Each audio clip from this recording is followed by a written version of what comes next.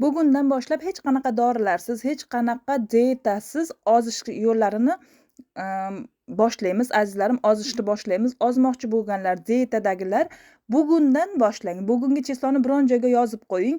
Bugundan boshlab 10 daqiqa mashq qiling. Eng birinchi navbatda.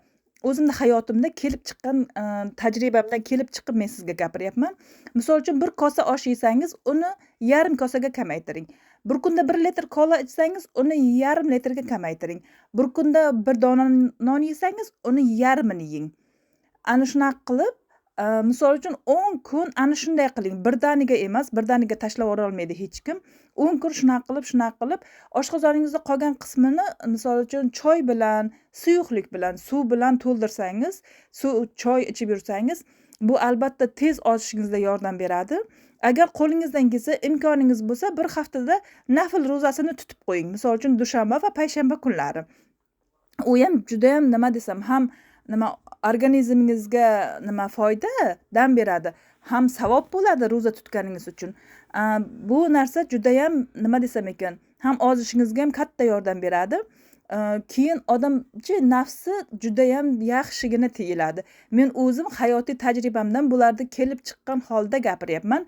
Men dugonalarim, bir qancha dugonalarim, bitta ikkita emas, dorilarini sotib oldi, choylarini, koktellarini sotib olib ozganlar ham bo'ldi. Ozmadi demayman, ozganlar ham bo'ldi, lekin ozgandan keyin vaqtlar o'tib qayta semirib ketdi azizlarim. Shuning uchun men sizlarga eng yaxshigina maslahatim, o'zingiz uchun o'zingiz harakat qiling, o'zingiz uchun o'zingiz misol uchun yeydigan narsalaringizni har kunlik narsa. Men har kunlik narsa yeyman, masalan, samsa yesam samsa yeyman, faqatgina yarmini. Non yesam yarmini yedim. Shunaqa qilib hozir ham ozishda davom etyapman, lekin hali tarozi olganim yo'q. Tarozi olsam, albatta yana taroziga tortinib, sizlar bilan birgalikda bir kunda nima yesam, nima ichsam, hammasini ko'rsatib gapirib ketaman. Hozir meni bu kungacha ozgan kilom 20 kiloga ozdim. 80 kilodan 60 kiloga tushdim. Lekin uydagi bor narsalar bilan, umuman biron joydan biron nima sotib olib, dori, kokteyl, choy, hech narsa sotib olganim yo'q. Yana ziyonsiz uyda nima bo'lsa ana shu narsalarni yeb, faqatgina misol uchun bir kosa ovqat yesam yarmini yedim. Bir dona non emas, yarmini yedim. 10 kun misol uchun shunaqa yarimta yeb yurib, 10 kundan keyin chorak qismini uni yana ham kamaytirdim. Lekin qolgan misol uchun quyuq ovqat qilgan kunim albatta sho'rva qilib qo'ydim yoki uni yonida choy ichaman. Iloji bo'lsa taomni, qattiq quyuq taomlarni kamroq yeyishga harakat qilaman yoki yonida salat yeyman.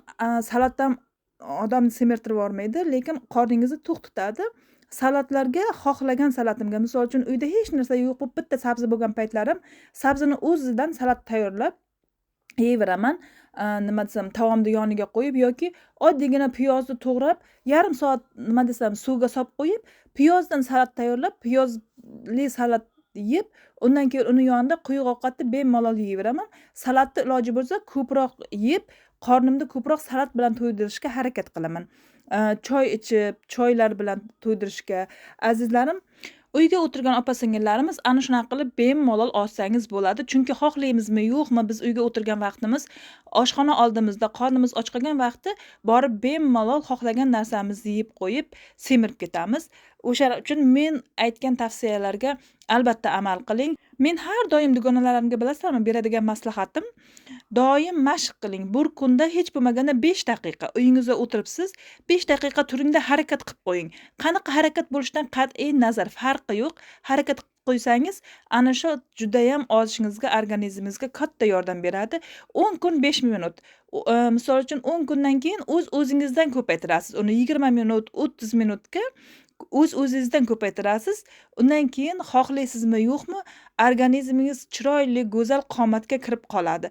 Biron nima pishirmoqchi bo'lsak ham, misol uchun unga shakl beramiz, harakat qilamiz. Xuddi ana shunday gap, dieta qiladiganlar ham ozish uchun ana shunaqa harakat qilmasak, biz ozmaymiz. Qizlar, misol uchun dietologlarga borib, ularga pul sarflab yoki yana nimalardir sotib olib, dorilar, yana bir narsalar, kokteyllar, choylar sotib olganimiz bilan men ularni yomon demoqchi emasman. Ular ham ozdiradi. Faqatgina o'zingiz tabiiy yo'l bilan o'zingiz harakat qilib olsangiz, keyin qaytib semirmaysiz. O'sha rejimda to'g'ri ketaverasiz. O'shaning uchun azizlarim, nimalarim, men sizlarga maslahatim, hayotlaringda ana shunday qilib o'zlaring qat'iy qaror qilib ozsalaring, harakat qilsalaring albatta ozasiz. Agar harakat qilmasangiz, mana choy bor, mana dori bor desangiz, azizlarim, ular yana qaytarib semirtiradi. Men o'zim hayotda tajribamdan kelib chiqib aytyapman. Shunaqa gaplar. Menga obuna bo'lib, like bosishni unutmanglar qizlar. Keyingi videolarimda ko'rishguncha hammalaring Allohimga omonatsizlar.